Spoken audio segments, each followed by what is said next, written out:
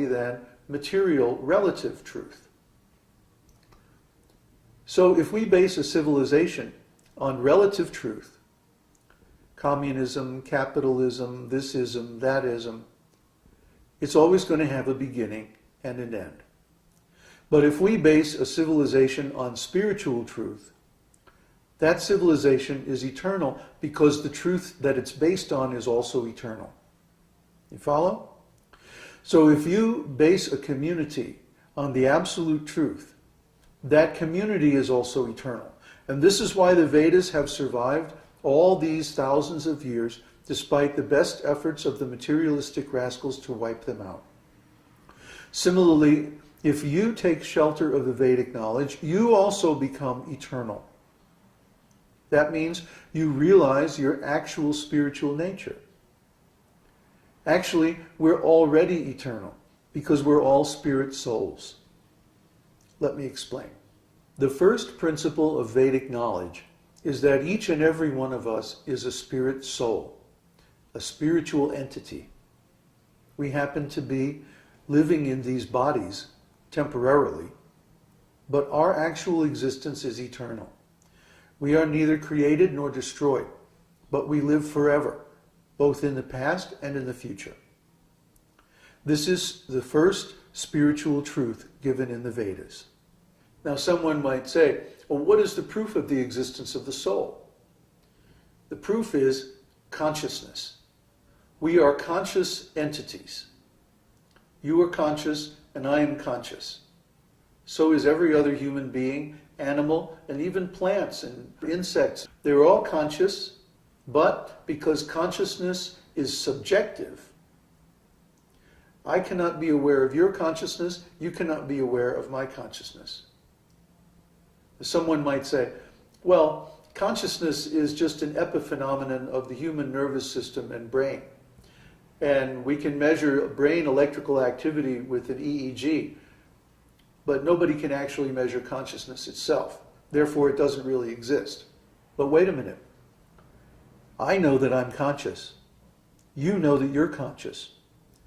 So we can perceive consciousness with consciousness itself, but we can't measure it by any material instrument. I mean, come on. We have detectors now that can measure a single electron, a single photon, even a single quantum state change. But we can't measure consciousness. That means that consciousness is fundamentally different from any other material energy. So we can perceive consciousness with consciousness itself. It's just that these measurements or these observations are always going to be subjective. Because consciousness, by its very nature, is individual, personal, and transcendental. That means I cannot see your consciousness, you cannot see my consciousness, but each of us can individually perceive our own consciousness perfectly. And this is the basis of the Vedic scientific knowledge of consciousness. And this scientific knowledge can be used to perform experiments that everyone can verify the truth of the Vedic wisdom. Consciousness is not a material energy, but a transcendental quality of the soul. A quality is different from a thing. For example, if I say my shirt is white, whiteness is a quality of my shirt. But you can't measure a white. You can't take a white and put it on a scale and weigh it.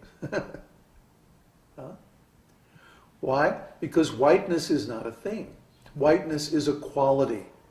And certain objects have that quality, other objects don't. Similarly, the soul has the quality of consciousness. The soul is a real thing, but consciousness is a quality of that thing. So we will never be able to measure consciousness just like a substance, isolate it, put it in a test tube. No, it's not going to happen. But we certainly can be aware of consciousness and the qualities of consciousness. The main qualities of consciousness are material consciousness and spiritual consciousness. And the main states of consciousness are deep sleep dreaming, waking consciousness, and superconsciousness or spiritual consciousness. We're all familiar with the first three, but in spiritual consciousness, the consciousness is aware of and concentrated on a spiritual object. This can be our own consciousness itself, and in that case, our consciousness is aware of itself. This is the basic form of meditation. When consciousness is used to observe itself, which is quite possible to do because consciousness is self-referential.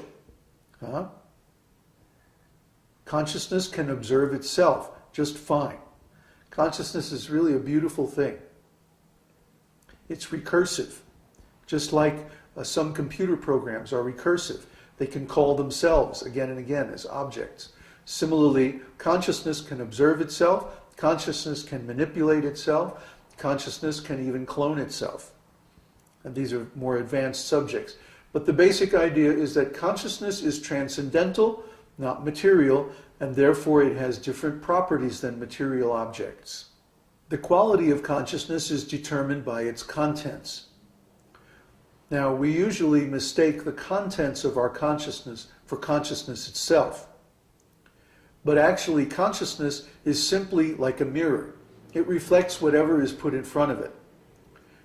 The real question is, how are we directing our consciousness? How are we using our will to point our consciousness at different objects and reflect upon them? When we point our consciousness at material objects, which we observe through the material senses, then we take in impressions of a material quality. And because of this, our consciousness becomes colored by material qualities. But when we point our consciousness at spiritual objects, and we focus in meditation on those spiritual objects, then our consciousness takes on a spiritual quality. Just like if I reflect something in a mirror, the mirror takes on the color and shape of the object that I'm reflecting. So if I reflect a beautiful painting, the mirror takes on that same condition. But if I reflect something horrible and ugly in the mirror, then it takes on that condition. Similarly, when we reflect material objects in our consciousness takes on the qualities of those material objects, and it becomes contaminated or covered by them, like a mirror covered with a coat of paint. It can't reflect the real thing. It can't reflect the actual condition of the world, and therefore we're in ignorance. When we're only aware of material objects, our consciousness is directed externally through the senses. And the senses and the material world are very far away from consciousness. They have a completely different quality than consciousness. This is unnatural and covered consciousness. Our consciousness becomes covered by the material qualities of the objects and the senses. But when we turn our consciousness inward, we can observe consciousness itself directly. And that's only the beginning. Spiritual meditation goes deeper and deeper inside. And we can eventually trace it back to the source of consciousness itself, which is God. So this is the actual path of spiritual knowledge, as distinct from the path of religion, which is always external and material. We want to help everyone revive their original relationship with God. And to do that is very easy. We can do that in a spiritual context, in a spiritual community, based on spiritual knowledge, which we get from the Vedas. So that's the foundation of our community. Now let's consider the difference between the body and consciousness. I am myself and no one else. This is called individuality. The same individual is present in the body when we have a little baby body, when we have a child body, when we have a teenager body, when we have a grown-up body, when we have an old body. The same individual is present in all those bodies. The body changes, but the person does not. Similarly, at the time of death, the body goes through another change. We move from one body to another body, from one location to another location. from one birth to another birth. In all these cases, the individual remains the same person. We may not be able to remember the previous body because the mind is part of the body. The mind is also material. That's why we forget things. That's why we sometimes make mistakes in our reasoning. Because the mind is material and it's subject to all the limitations of material things. So we forget our previous existence, our previous body, and we take a new body. And the new body is based on the karma of the activities that we performed in the previous body. So some people say, well, I can eat meat and I can take intoxication and I can have sex all I want and it doesn't seem to change anything. No, you can't see because you are accumulating karma in this body, but that karma becomes